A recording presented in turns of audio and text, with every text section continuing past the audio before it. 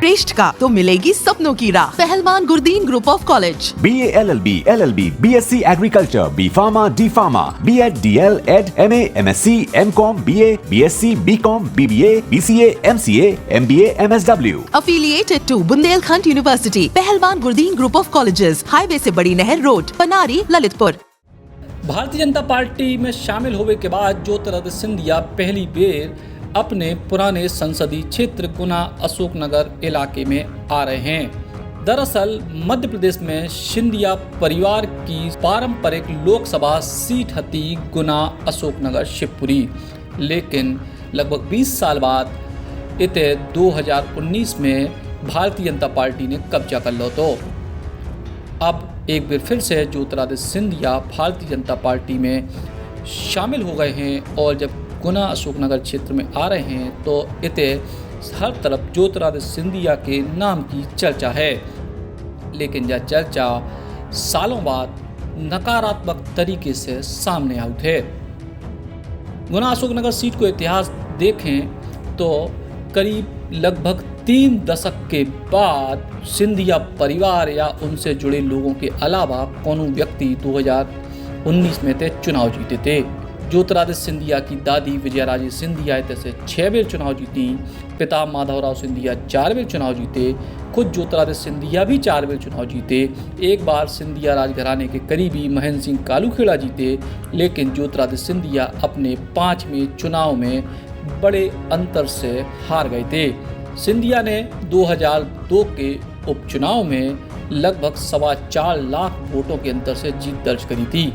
इसके बाद 2004 में 86,000 वोटों से चुनाव जीते, 2009 में 2.5 लाख वोटों से चुनाव जीते और 2014 में 1,20,000 वोटों के अंतर से चुनाव जीते।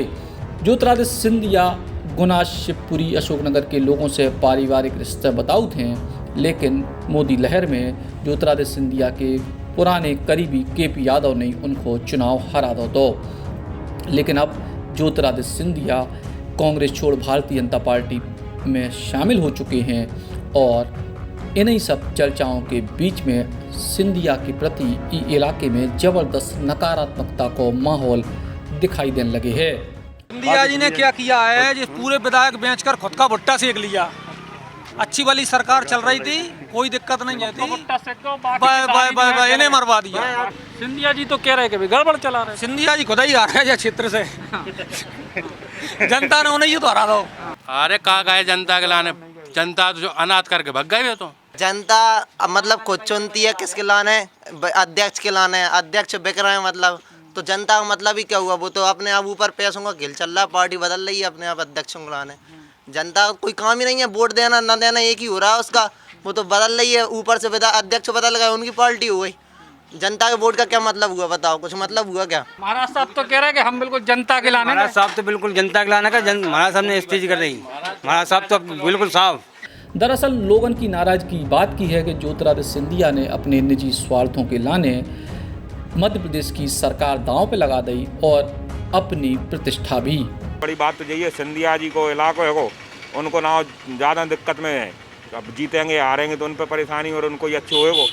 इसके अलावा विकास को लेकर जो ज्योतिरादित्य सिंधिया दावा कर रहे कि वे विकास के लाने भारतीय जनता पार्टी में शामिल भए हैं, ई दलीलन को भी अशोकनगर क्षेत्र के लोग सिरे से नकारत हैं और कहते हैं कि इतने सालों में सिंधिया परिवार को ई इलाके में कब्जा रहो, लेकिन वे कौन सा विकास करा पाए।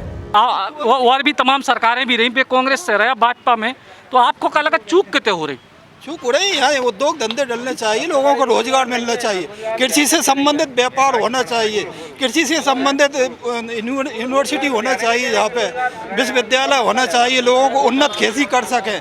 कुछ नहीं है, 60 साल से भई की भई है, गुना शिवपुरी अशोकनगर भई की भई है, 60 साल से कोई विकास नहीं है यहाँ पे। 60 साल से वहीं के वहीं, और बड़ी बात यह है कि सिंधिया परिवार को जो बड़ो गढ़ रहा है उसके बाद कोई कुछ नहीं करता हुआ, विकास है ही नहीं है जहाँ पे एक उद्योग धंधा नहीं डला। कोई व्यक्ति बता दे 60 साल में एक गुना शिवपुरी अशोकनगर में एक उद्योग धंधा डला हो। ज्योतिरादित्य सिंधिया भाजपा में शामिल हो गए, लेकिन उनकी सबसे बड़ी परीक्षा मध्य प्रदेश का उपचुनाव है और विशेष तौर पर ग्वालियर चंबल क्षेत्र में उनको अपनी अग्नि परीक्षा से गुजरने पड़े।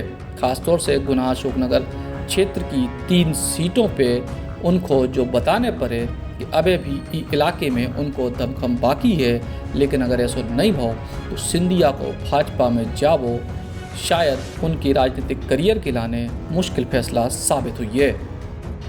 बुंदेली बौछार की शानदार खबरों को देखने के लिए सब्सक्राइब जरूर करें और बेल आइकॉन दबाएं, तभी पूरी खबरें आपके पास आ पाएं।